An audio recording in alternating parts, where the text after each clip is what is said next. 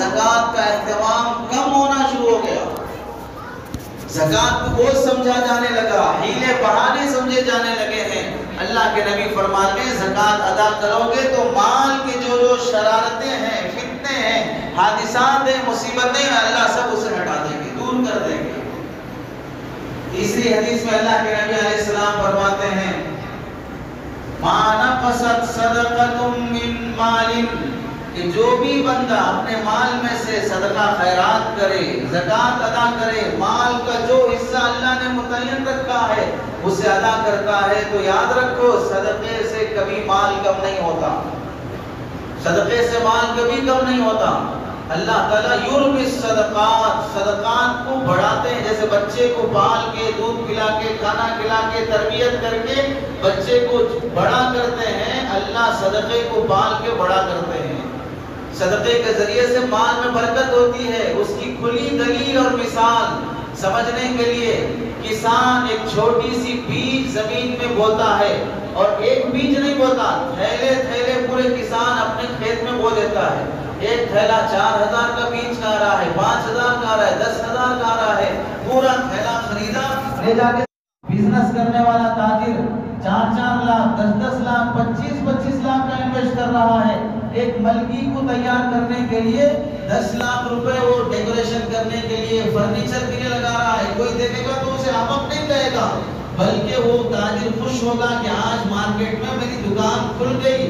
دکان اوپن کرنے کے لیے 15 لاکھ خرچ ہوئے ہیں، 25 لاکھ خرچ ہوئے ہیں، 50 لاکھ خرچ ہوئے ہیں، پھر بھی وہ خوش ہے. کیوں خوش ہے؟ یہ 25 لاکھ مجھے پروفٹ میں کروڑوں روپے لے کے آئیں گے. تو جیسے کسان بیج زمین میں بونے کے بعد اللہ اسے بڑھاتا ہے، اس سے کھیت کھلیان بنتا ہے. زمین کتنی سخت ہوتی ہے لیکن اسے نرم کر لیا جاتا ہے. وہ بیج زمین میں جانے کے بعد کیا گارنٹی ہے کہ وہ ایک پودا بنے گا، وہ پھل بنے گا، وہ درخت بنے گا، وہ ایک فصل اور بہار بنے گی. لیکن اللہ اس بیج میں اللہ کی ذات پہ بھروسہ کر کے ڈالنے والے کسان کو وہ نرم پودا زمین کو پھاڑ کر، ایک اتنا نرم پودا کہ بچہ بھی اسے مسل سکتا ہے، جانور اسے کھا سکتا ہے، لیکن وہ پودا زمین پھاڑ کر ایک بہار، ایک درخت بن جاتا ہے اس کے یقین اور توکل اور محنت کی بنیاد پر. ایسے ہی جو صدقہ 2.5% زکوٰۃ تم نکالتے ہو وہ بیج اور پودے کی شکل میں ہے کہ وہ آخرت میں تمہارے لیے ایک بہار، ایک فصل کی شکل میں ملے گا. جنت کہتے ہیں باغیچے کو، جنت کہتے ہیں باغیچے کو. کسان جس طرح اپنا باغ اور کھیت پیدا کرتا ہے، اسے سینچتا اور بہار بناتا ہے، ایسے ہی یہ زکوٰۃ کے ذریعے سے انسان اپنا باغیچہ جنت میں بناتا ہے. تو اللہ تعالیٰ، اللہ کے نبی فرماتے ہیں مَا نَقَصَتْ صَدَقَةٌ مِّن مَالٍ، صدقے سے، زکوٰۃ سے مال کبھی کم نہیں ہوتا ہے. چوتھی حدیث میں اللہ کے نبی علیہ السلام فرماتے ہیں کہ جو بندے زکوٰۃ دیتے ہیں، خرچ کرتے ہیں، فرشتہ متعین کر دیا جاتا ہے اللہم آتی منفقا خلفا، اے اللہ جو خرچ کر رہا ہے اس کا بدلہ اسے دیتے رہے. یہ خرچ کرتے جا رہا ہے، آپ خزانے سے دیتے جائیے. اس واسطے جو اللہ کا حکم پورا کرنے کی نیت سے زکوٰۃ دیتے رہتے ہیں اللہ انہیں دیتے جاتے ہیں، اور جو روکتے رہتے ہیں فرشتہ اعلان کرتا ہے اور بددعا کرتا ہے اللہم آتی ممسکا مالا تلفا، اے اللہ جو مال روکے رکھتے ہیں، خرچ نہیں کرتے ہیں، تیرے مال کا حق دیتے نہیں ہیں، ان کے مال کو ہلاک کرنے کے فیصلے فرما، ان کے مال کو برباد کرنے کے فیصلے فرما. فرشتوں کی دعا اور بددعا زکوٰۃ دینے اور نہ دینے پر ہوتی ہے. حدیث پاک میں حضرت اماں عائشہ رضی اللہ تعالیٰ عنہ فرماتی ہیں سخاوت، خرچ کرنا، مال کا حق ادا کرنا، یہ سخاوت جنت کا درخت ہے. خرچ نہیں کرنا، کنجوس بنے رہنا، یہ کنجوسی، بخل، یہ جہنم کا درخت ہے. یہ درخت کی، جہنم کی درخت کی شاخیں دنیا میں ہیں، جنت کی درخت کی شاخیں دنیا میں ہیں. جو سخاوت کرے گا، خرچ کرے گا، اس نے گویا جنت کی اس سخاوت کے درخت کی ڈالی اور شاخ کو پکڑ لیا، اور جو اس جنت کی شاخ کو پکڑ لیا یہ سخاوت کی ڈالی اسے جنت میں پہنچا دے گی. اور جو کنجوسی اور بخل میں ہے اس نے جہنم کے درخت کی ڈالی پکڑ لیا، اور جو جہنم کی درخت کی ڈالی پکڑا ہے وہ ڈالی اسے جہنم میں پہنچا دے گی. بڑے بڑے عیب، بڑے بڑے گناہوں سخاوت اور خرچ کرنے کی وجہ سے. دنیا کے حساب سے اس کی مثال دیکھیں. آپ ناحق پر ہیں، مقدمہ کیس آپ پر ہوا، آپ مجرم ہیں، لیکن آپ کے پاس پیسہ ہے، وکیل کو خرید رہے ہیں، جج کو خرید رہے ہیں، حکومتوں کو خرید رہے ہیں. پیسے کی بنیاد پر جس طرح مجرم اپنے جرم سے پیسے کی بدولت چھٹکارا پا لیتا ہے، اللہ کی ذات میں، اللہ کی کائنات میں جو گنہگار ہے وہ اس سخاوت کے راستے سے بھی اپنے جرم کی معافی تلافی کر لیتا ہے. پیسہ ہے تو آپ کا کیس وہ کہیں بھی جاؤ آپ کچھ بھی کر لو، قانون کو خریدا جا رہا ہے. تو جیسا دنیا میں پیسے سے قانون کی ادھل پدل ہوتی ہے، ایسے ہی جو بندے اللہ کی راہ میں خرچ کرتے ہیں، اللہ ان کے ساتھ بھی وہ معاملہ کرتے ہیں کہ ان کے گناہوں کو بخش دیتے ہیں، ان کے جرم کو معاف کر دیتے ہیں. اس واسطے اور حدیث میں آتا ہے کہ حسنوا اموالکم بالزکاۃ، اپنے مالوں کی حفاظت کرو زکوٰۃ کے ذریعے سے. اپنے مالوں کی حفاظت کرو زکوٰۃ کے ذریعے سے. جس کا مال کی زکوٰۃ ادا کر دی گئی اس کا مال محفوظ ہو گیا. اور محفوظ بھی کیسے؟ حدیث میں حسنو کا لفظ ہے. حسنو تحسین سے، تحسین کے معنی آتے ہیں قلعہ بنانا. قلعہ چاروں طرف سے ایسی دیواریں کھڑی کر دینا کہ کوئی دشمن کسی طرف سے داخل نہ ہو سکے. قلعے کے آس پاس مضبوط دیواریں، پھر اس کے بعد فصیل باؤنڈری، پھر اس کے بعد نہر کھودی جاتی ہے پانی کی کہ آس پاس پانی اتنا نہر بہتی رہے کہ کوئی چڑھ کے آنا چاہے تو بھی نہ آ سکے. تو قلعہ چاروں طرف سے پیک ہوتا ہے، کدھر سے بھی اس میں چور یا دشمن داخل نہیں ہو سکتا.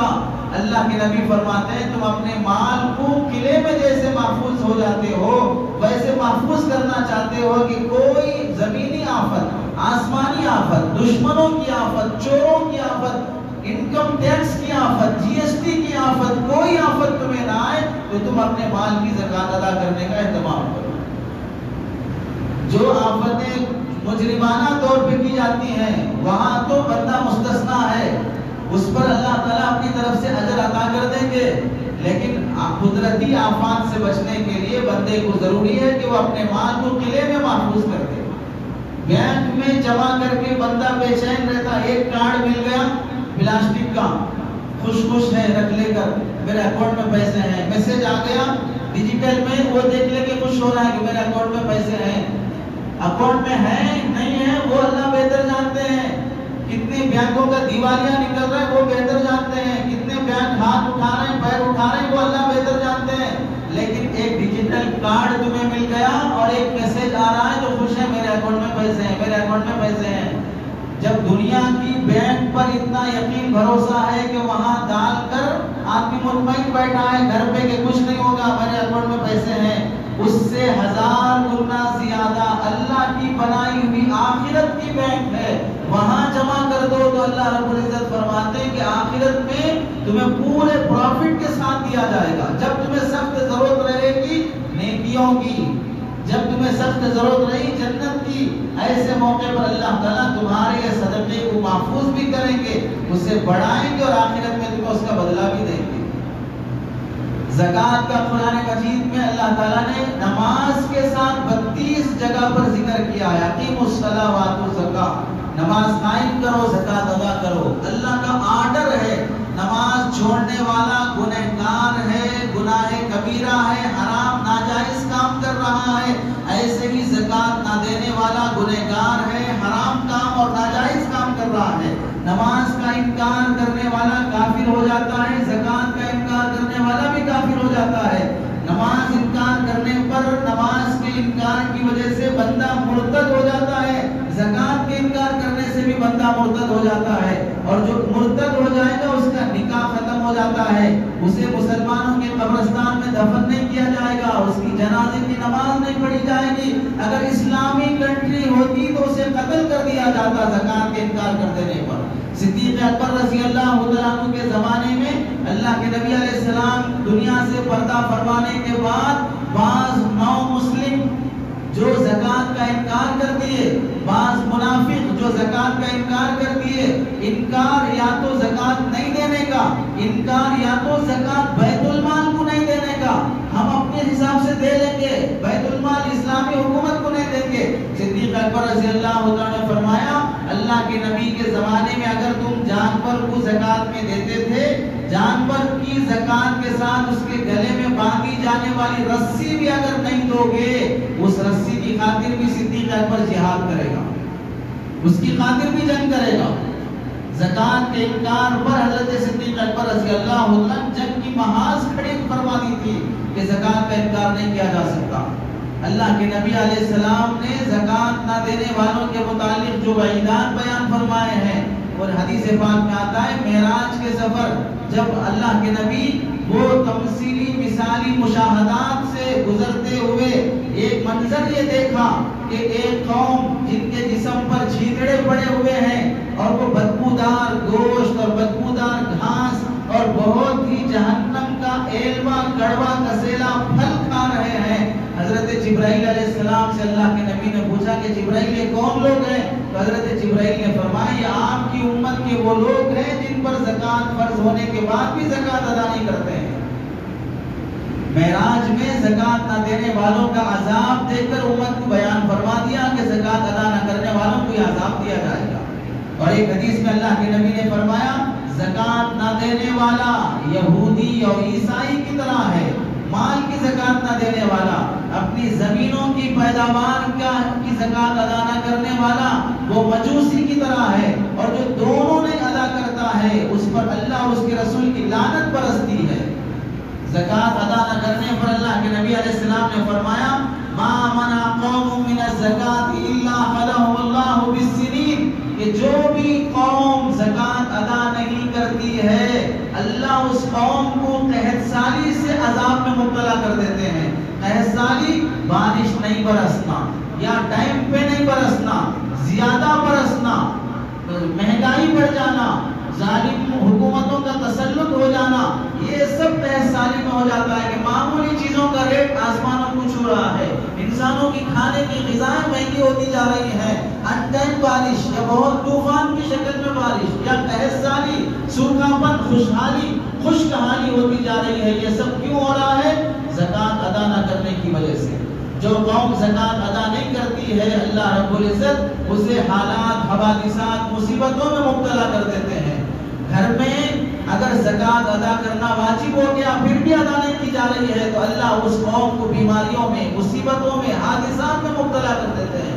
امام غزالی رحمۃ اللہ علیہ نے مکاشفۃ القلوب میں لکھا ہے کہ ایک تابعی اپنے ساتھیوں کے ساتھ حضرت ابی سنان رضی اللہ عنہ جو صحابی رسول ہیں ان کے گھر پہنچے، گفتگو بات چیت، عیادت خیر خیریت کے لیے۔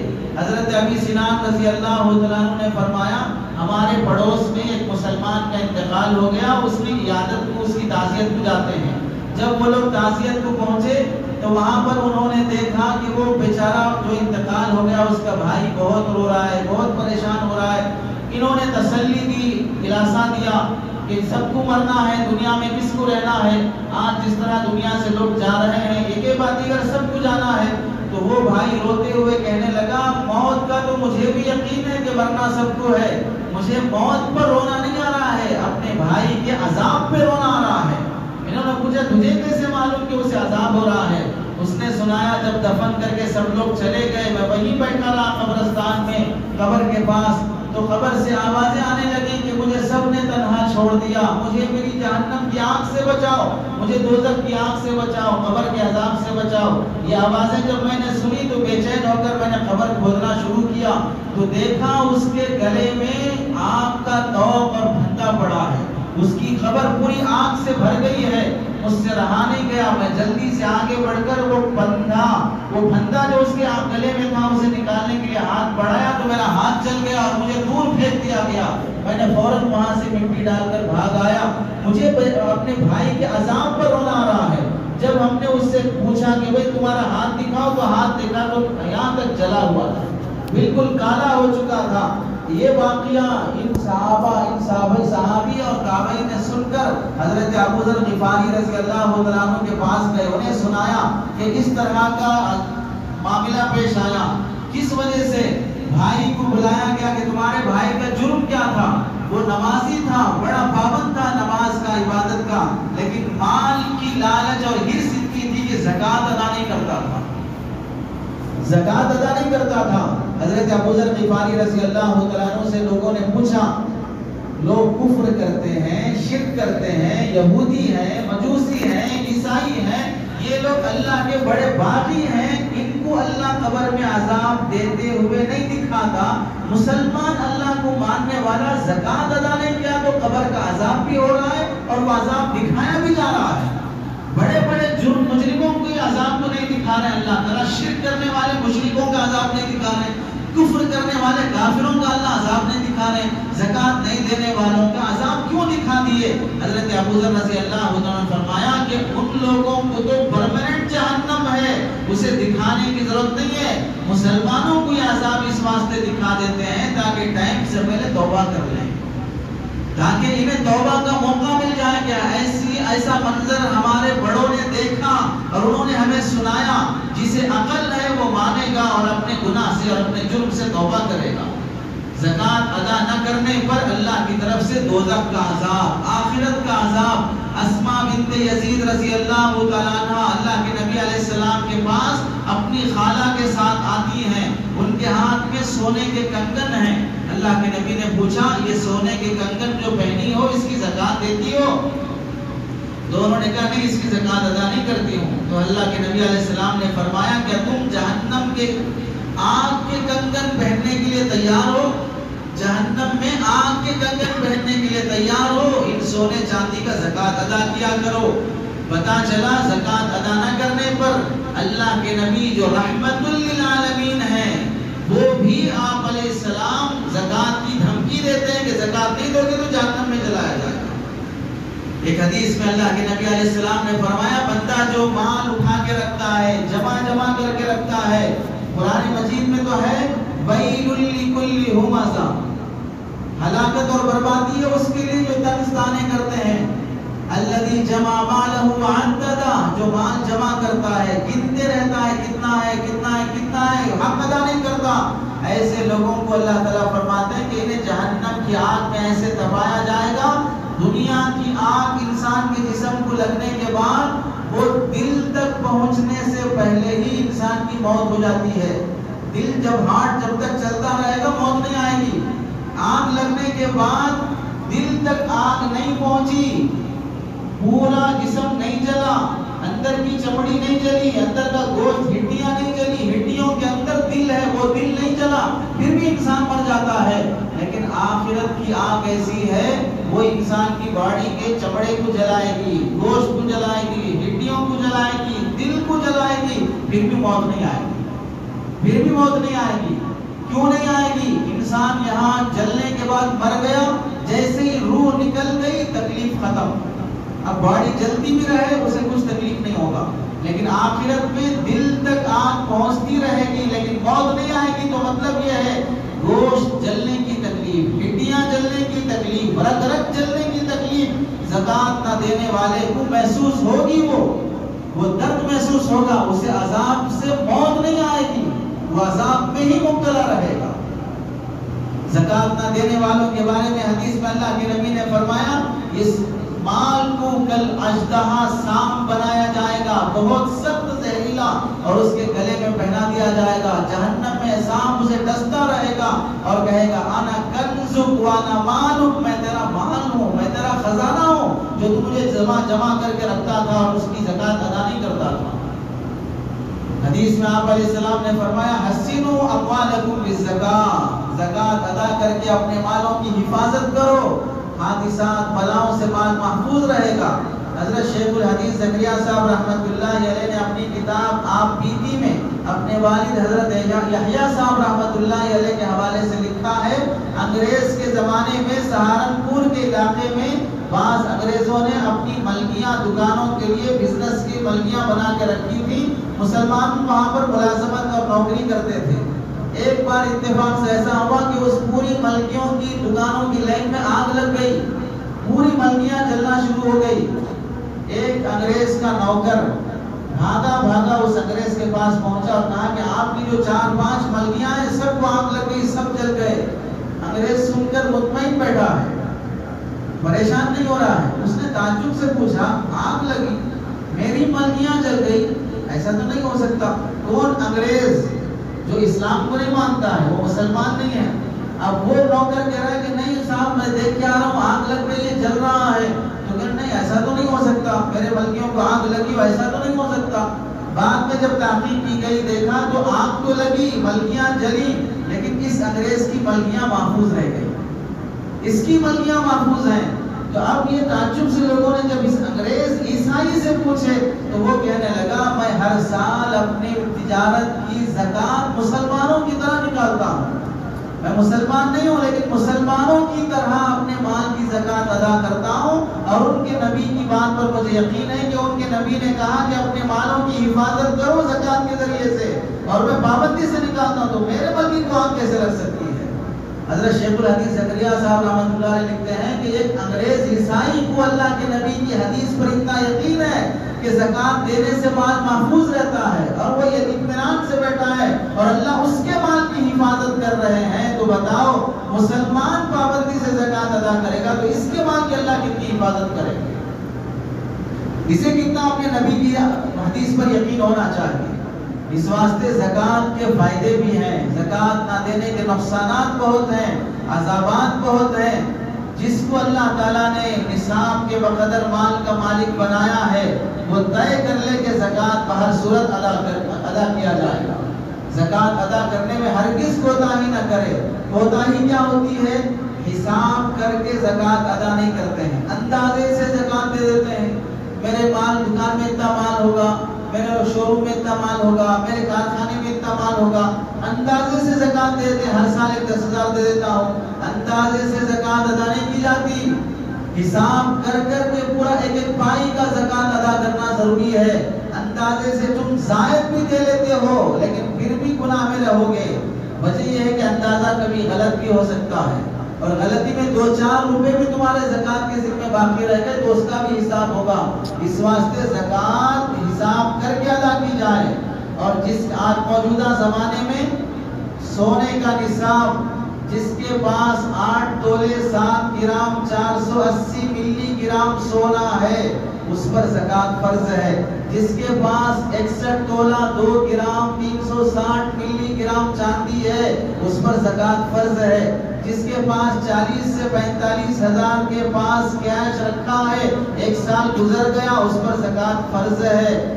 اور زکات فرض ہونے کے لیے سال گزرنا ضروری ہے, لیکن سال سے پہلے ہی اگر کوئی اپنی زکات ادا کرنا چاہے تو زکات ادا کر سکتا ہے.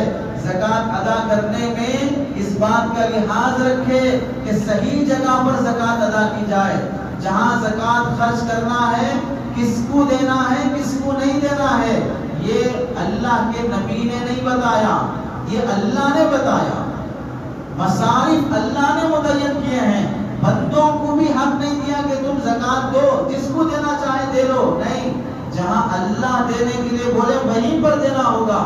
چنانچہ قرآن مجید کے 10ویں پارے کی 60ویں آیت میں اللہ نے انما الصدقات للفقراء والمساکین والعاملین علیہا والمؤلفۃ قلوبهم وفی الرقاب والغارمین وفی سبیل اللہ وابن السبیل. یہاں اللہ نے پورے 8 مصارف ذکر کیے ہیں.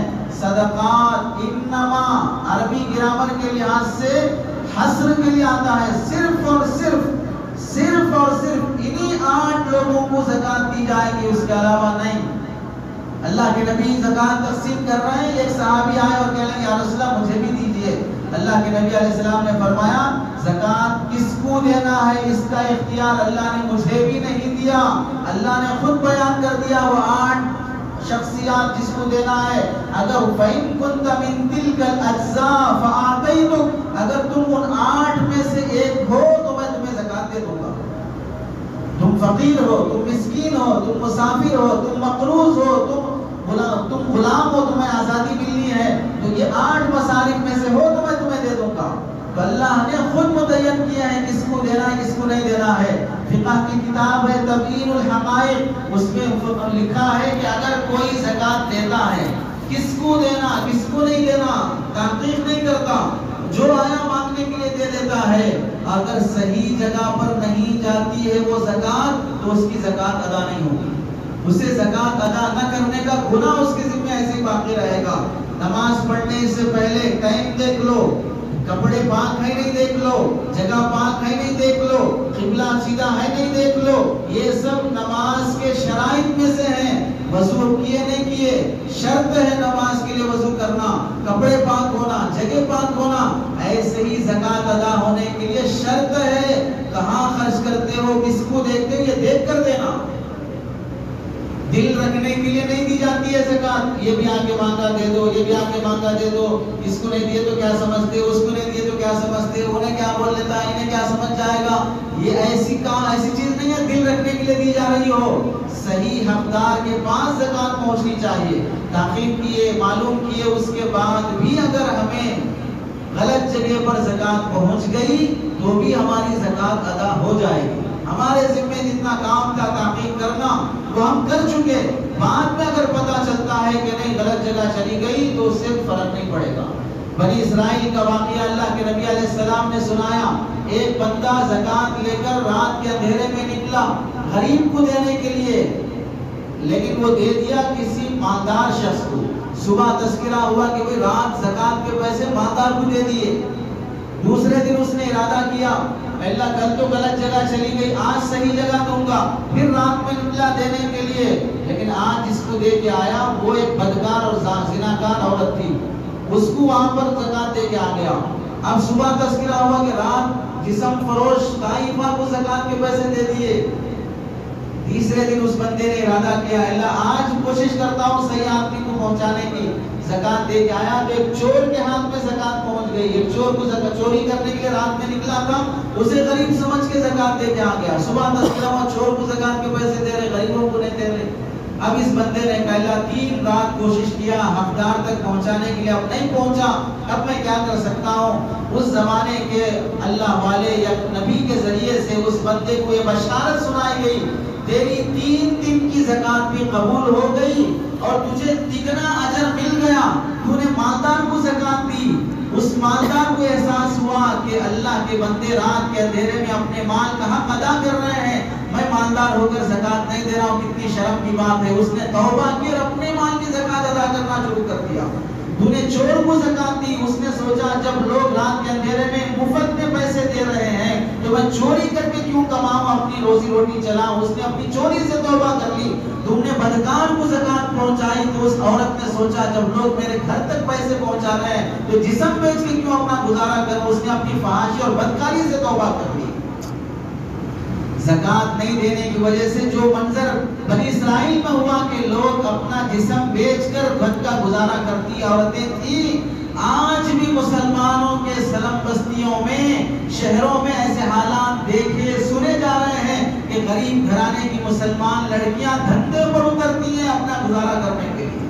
اگر مسلمان اپنے مال کا حق ان کے گھر تک پہنچاتا، مانگنے والوں کو زکوٰۃ نہیں، جو پیشہ ورانہ فقیر ہیں، یہاں کھڑے ہو کے مانگ رہے، وہاں کھڑے ہو کے مانگ رہے، ان کو زکوٰۃ نہیں دی جائے گی۔ دوسرے عطیات دو، صدقے خیرات دو، لیکن زکوٰۃ کا پیسہ جس کا دھندا ہی مانگنا ہے اسے نہیں دی جائے گی۔ ان کے بارے میں تحقیق نہیں ہے کہ وہ محتاج ہیں، ان کا بینک بیلنس ہے، بعض فقیروں کا بینک بیلنس اپنے سے بھی زیادہ رہتا ہے، تحقیق کے بغیر نہیں دی جائے گی۔ اپنے پڑوسیوں میں تحقیق کرو، رشتہ داروں میں تحقیق کرو، تحقیق کر کے زکوٰۃ دینا ضروری ہے۔ اللہ کے نبی علیہ السلام کے زمانے میں ایک صحابی اپنی مال کی زکوٰۃ میں کپڑے تقسیم کرنے کے لیے رات میں نکلے، چادر لے کر غریبوں کو دے کے آئے۔ اندھیرا تھا، اس زمانے میں لائٹ نہیں تھی، چراغوں سے روشنی ملتی تھی، تو اب اندھیرے میں جا کے ایک غریب آدمی کو غریب سمجھ کے زکوٰۃ دے کے آ گئے۔ جب آ گئے صبح دیکھا تو وہ جو چادر کپڑے دے کے آئے تھے وہ کپڑے صبح بیٹا پہن لے کے آ رہا ہے۔ مجھے کہاں سے ہے؟ تو بولا رات میں ایک صاحب میرے کو دیے۔ وہ صاحب کون ہے؟ خود والد صاحب ہیں۔ تو اب والد صاحب بول رہے ہیں میری غلط جگہ چلی گئی، بیٹے کو زکوٰۃ دے دیا، نہیں ہوتا لالو میں لے آ کے دوسرے کو دیتا ہوں۔ اب بیٹا بول رہا نہیں میرے کو مل گئی، اب میری ہے وہ۔ اب دونوں کا جھگڑا ہو رہا ہے۔ اللہ کے نبی علیہ السلام کے پاس آئے، باپ بول رہے یا رسول اللہ زکوٰۃ نہیں ہوئی، بیٹے کو دے دیا، بیٹے کو نہیں چلتی زکوٰۃ۔ بیٹا بول رہا ہے یا رسول اللہ ابا دیے بول کے نہیں معلوم، وہی آدمی لا کے میں غریب ہوں بول کے دے دیا، واقعہ میں غریب ہوں، میرے پاس نہیں ہے کپڑے۔ تو اب اللہ کے نبی علیہ السلام نے فرمایا تم نے مستحق کو پہنچانے کی نیت سے دی، تمہاری زکوٰۃ ادا ہو گئی، اور تم نے اپنا مستحق ہونے کی وجہ سے لیا ہے تو تمہیں لینے کا حق حاصل ہے۔ تو آپ جہاں مستحق ہے وہاں پہنچا دو گے. اگر وہ غلط جگہ بھی چلی گئی، دیکھو بیٹے کو زکوٰۃ نہیں ہوتی لیکن باپ نے تحقیق کر کے پہنچایا اپنے حساب سے کہ میں صحیح آدمی کو دے رہا ہوں، وہ اپنی جگہ صحیح تھا، اس واسطے زکوٰۃ ادا ہو گئی. اس لیے علماء سے، اپنے جان پہچان والوں سے مشورہ کر لو کہ فلاں فلاں کو دے سکتے نہیں دے سکتے ہیں. اپنے رشتہ داروں کو ترجیح دو، اپنے پڑوسیوں کو ترجیح دو، دینی اداروں کو ترجیح دو. یہ 3 جگہ ہیں جہاں پر زکوٰۃ دینے میں ترجیح ہونی چاہیے. رشتہ داروں کو دینے پر ڈبل ثواب، دینی اداروں مدارس کو دینے پر ڈبل ثواب، رشتہ داروں کو دینے پر رشتہ داری نبھانے کا ثواب، زکوٰۃ دینے کا ثواب. دینی اداروں کو دو گے تو زکوٰۃ دینے کا ثواب، دین کی خدمت میں حصہ لینے کا ثواب. یہ ادارے دین کے قلعے ہیں، دین کی حفاظت یہاں سے ہوتی ہے، قرآن کی حفاظت یہاں، حدیث کی حفاظت یہاں، علماء یہاں سے پیدا، حفاظ یہاں سے پیدا، مسجدوں کے لیے ائمہ یہاں سے پیدا، شرعی مسائل حل کرنے والے، دارالقضا چلانے والے، دارالافتاء چلانے والے، مدارس چلانے والے، تبلیغ سنبھالنے والے، غیر مسلموں میں دعوت کا کام کرنے والے، ہر نئے دور میں فتنے جو جنم لیتے ہیں ان کا مقابلہ کرنے والے. صدیق دیندار انجمن ہو، قادیانیت ہو، عیسائیت ہو، یہودیت ہو، بدھسٹ ہو، کوئی بھی فتنہ ہو جو اسلام کے خلاف آنکھ اٹھاتا ہے، سب کے لیے دیوار آہنی بن کر کھڑے ہونے والے اسی اداروں سے پیدا ہونے والے علماء ہوتے ہیں. ادارے اگر کمزور پڑ گئے، مدارس بند ہو گئے، علماء کا مدارس کا نظام اگر اتھل پتھل ہو گیا تو پھر دین کا کوئی شعبہ باقی نہیں رہے گا. اس واسطے مدارس کو دینا یہ دگنا ثواب رکھتا ہے. زکوٰۃ کی رقم مدارس کو دینے میں ترجیح کی جائے. تحقیق کرو، کسی ادارے پر محض حسن زن فلاں صاحب آ گئے تھے، ادھر سے آ گئے تھے، یہ کوئی نہیں. تحقیق کرو، جاؤ اس ادارے کو دیکھو وہاں کیسی تعلیم ہوتی ہے، کتنے بچے ہیں، مالیات کا نظام کیا ہے. میرے 500 روپیے ہیں لیکن وہ زکوٰۃ کے ہیں، اس 500 کے نہ دینے پر مجھے کل قیامت میں عذاب ہوگا. میں یہ 500 صحیح جگہ دینا چاہتا ہوں، آپ کے ادارے کو لے کے آیا ہوں، آپ کا ادارہ مستحق ہے تو میں نے 500 لے لیجیے. 5 لاکھ دینا چاہتے ہو، 5 کروڑ دینا چاہتے ہو، لیکن تحقیق کر کے دو. چور بھی سفیر کی بھیس میں ہو سکتا ہے لیکن دینی ادارے والے چور نہیں ہو سکتے ہیں. چور ان کے بھیس میں آ سکتا ہے، نمازی چور نہیں ہو سکتا، چور نمازی کی بھیس میں آتا ہے. یہ فرق سمجھو. دینی ادارے والے چور نہیں ہوتے ہیں، چور ان کا بھیس بدل کے آتے ہیں. جیسے مسلمان ٹیررسٹ نہیں ہوتا لیکن مسلمان کے بھیس میں ٹیررسٹ آتا ہے. اسے دماغ میں رکھو. ایسے دینی اداروں میں بھی چور نہیں ہوتے ہیں، چور ان کی نقالی کرتے ان کا بھیس پہن کے آتے ہیں. اپنی زکوٰۃ صحیح جگہ دینے کی فکر کرنا چاہیے. رشتہ داروں میں اپنے ماں باپ کو زکوٰۃ دینا، دادا دادی نانا نانی کو زکوٰۃ دینا جائز نہیں ہے. انہیں اپنا ذاتی پیسے سے تعاون کرنا چاہیے. ان کا خون ہے، ان کا کھا کے پلے ہیں، زکوٰۃ سے ان کو نہیں پالا جائے گا. اپنی اولاد ہے، اپنا خون ہے، اپنے ذاتی رقم سے پالا جائے گا. اولاد کو، بیٹا بیٹی کو، پوتا پوتی کو، نواسا نواسی کو زکوٰۃ دینا جائز نہیں ہے. اس کے علاوہ چاچا کو، ماموں کو، خالہ کو، پھوپھی کو، بھائی کو، بہن کو، داماد کو، ساس کو، سسر کو، سالے کو، ساڑو کو، تو بھی تمہارا رشتہ دار ہو جو بھی غریب ہے، مستحق ہے، سب کو زکوٰۃ دینا جائز ہے. مستحق ہو، ضرورت مند ہو، محتاج ہو، اپنا رشتہ دار ہے تو اس کا پہلے اس کا حق ادا کرو. تحقیق کر لو کہ ہے نہیں ہے. جس کے پاس نصاب کے بقدر مال ہے اسے زکوٰۃ دینا جائز نہیں ہے. جن کے پاس مال ہے انہیں زکوٰۃ لینا جائز نہیں ہے. بعض لوگ بیٹوں کی پڑھائی کے لیے، بیٹی کی شادی کے لیے، گھر بنانے کے لیے، بزنس چلانے کے لیے زکوٰۃ کے حقدار نہیں ہے، پھر بھی مانگنے آ جاتے ہیں. بچے کو پڑھانا ہے زکوٰۃ ہے، وہ فلاں ہے زکوٰۃ ہے، فلاں ہے زکوٰۃ ہے. تحقیق سے لو. جہاں غلط جگہ دینا گناہ ہے ایسے ہی غلط آدمی کا لینا بھی گناہ ہے. تم حقدار نہیں، پھر لے رہے ہو. تو اللہ کے نبی نے فرمایا وہ آگ کا ایندھن جمع کر رہا ہے، وہ آگ کا ایندھن جمع کر رہا ہے. اس واسطے جو مستحق نہیں ہے وہ ہرگز ہاتھ نہ پھیلائے، اور جو مستحق ہے ان تک پہنچ کے زکوٰۃ ادا کرو. سڑکوں پہ مانگنے والوں کو زکوٰۃ نہ دی جائے، بلا تحقیق کے زکوٰۃ نہ دی جائے. اور ایسے ہی زکوٰۃ دینے میں، مسجد کی تعمیر میں زکوٰۃ نہیں دی جائے گی، ہاسپٹل بنانے میں زکوٰۃ نہیں دی جائے گی، کسی بھی چیز کی تعمیر میں زکوٰۃ نہیں دی جائے گی، انسانوں کو پہنچائی جائے گی. اور لوگ زکوٰۃ دینے میں رسمی کاموں کے پابند ہوتے ہیں. ہر سال رمضان آیا کپڑے خرید کے تقسیم کر دے رہے، ہر سال رمضان آیا پیکیج بنا کے تقسیم کر دے رہے. ارے بھائی اس وقت حالات کیا چل رہے ہیں, لوگ کھانے سے زیادہ دوائیوں کے محتاج ہیں, علاج کے محتاج ہیں, کپڑوں سے زیادہ وہ ٹریٹمنٹ کے محتاج ہیں. اب لیکن اپنی زکات آ رہی ہے, ہر سال کپڑے خرید رہے تقسیم کر رہے, کپڑے خرید رہے تقسیم کر رہے. بعض غریب وہ کپڑے 10 جوڑے جمع ہو گئے, مارکیٹ میں آدھے قیمت میں بیچ کے وہاں سے پیسے لا لیتے. رسمی طور سے ادا کرنا نہیں, ضرورت کا احساس کرو. بہت سے لوگ غریب ہیں, کپڑے ہیں, کھانے کو راشن ہے, لیکن بچہ بیمار ہے, شوہر بیمار ہے, علاج دوا کے لیے پیسے نہیں ہیں. ایسے موقع پر زکات کی رقم سے دوائی پہنچاؤ, زکات کی رقم سے ان کا علاج کروانے کی کوشش کرو. علماء سے پوچھ لو زکات سے علاج کیسے کرایا جاتا ہے. اور بعض غریب بچے ذہین ہوتے ہیں, پڑھنے کی صلاحیت ہوتی ہے, IAS IPS میں حصہ لے سکتے ہیں, لیکن پیسے نہیں ہیں. ان کے بارے میں تحقیق کر لو کہ ان بچوں کو زکات سے کیسے پڑھایا جائے گا. تو زکات جہاں خرچ کرنا ہے مصرف تلاش کر کے خرچ کرو, اور زکات خرچ دینے میں اس بات کا بھی لحاظ رکھو کہ دوسرے درجے میں پڑوسیوں کو دیا جائے. جو مسلمان, جو غیر مسلم ابھی مسلمان ہو کے آیا ہے, نو مسلم ہے, اسے اسلام پہ جمانے کے لیے زکات دو اس کو. وہ اپنا مذہب چھوڑ کے, اپنا خاندان چھوڑ کے آیا. ہمارے پاس نو مسلموں کے لیے کوئی کمیٹی, کوئی تنظیم, کوئی ادارہ نہیں ہے. وہ آئے تو ہم اس کا ویلکم کریں, اسے رہنے کے لیے جگہ دیں, اس کے لیے بزنس میں پارٹنر بنائیں, اس کے گزارے کا انتظام کریں. لڑکے پھر بھی کہیں نہ کہیں اسلام قبول کر کے آئیں گے تو گزارے کا انتظام ہو جائے گا, مارکیٹ میں کما لے گا. لڑکیاں جب اسلام قبول کر کے آتی ہیں تو وہ کیسے اپنا گزارا کریں گی. اس کا خاندان اسے دھتکار دیا, رہنے کے لیے جگہ نہیں ہے, کھانے کا مسئلہ, عزت بچانے کا مسئلہ. ایسی مسلمان لڑکیوں کو اسلام پہ باقی رکھنے, جمانے کے لیے زکات خرچ کرو, ان کا تعاون کرو, ان کا سہارا بنو. بہت سے نوجوان ناحق ان پر جھوٹے مقدمات اور کیس لگا کر جیلوں میں بند کر دیا گیا ہے. 15,000 کا جرمانہ, 25,000 کا جرمانہ. یہاں اس ملک میں بھی ہو سکتا ہے, بیرون ملکوں میں بھی. جو ہمارے مسلمان ٹریفک رول توڑنے کی وجہ سے جیل چلا گیا, اتنے ریال دینا, اتنے ریال دینا ہے, جیل میں پڑا ہے, اس بندے کو جیل سے چھڑانے کے لیے, رہائی کرانے کے لیے زکات خرچ کرو. اس کے پیچھے خاندان پڑا ہے, اس کی بیوی بچے پڑے ہیں. علماء سے معلوم کر لو کہ ہم زکات کو کیسے منظم طریقے سے خرچ کر کے اپنے مسلمانوں کی مدد کر سکتے ہیں. مسلمانوں کو ہی زکات دی جائے گی, اس کے علاوہ کسی اور مذہب والے کو زکات نہیں دی جائے گی. غیر مسلموں کا آپ تعاون کریں, ذاتی مال سے کریں, اپنے عطیات سے کریں, اپنے صدقات سے کریں, ان کی بھی ہیلپ کریں. اس سے منع نہیں کیا جا رہا ہے. یہ مال اللہ نے صرف مسلمانوں کے حق میں رکھا ہے.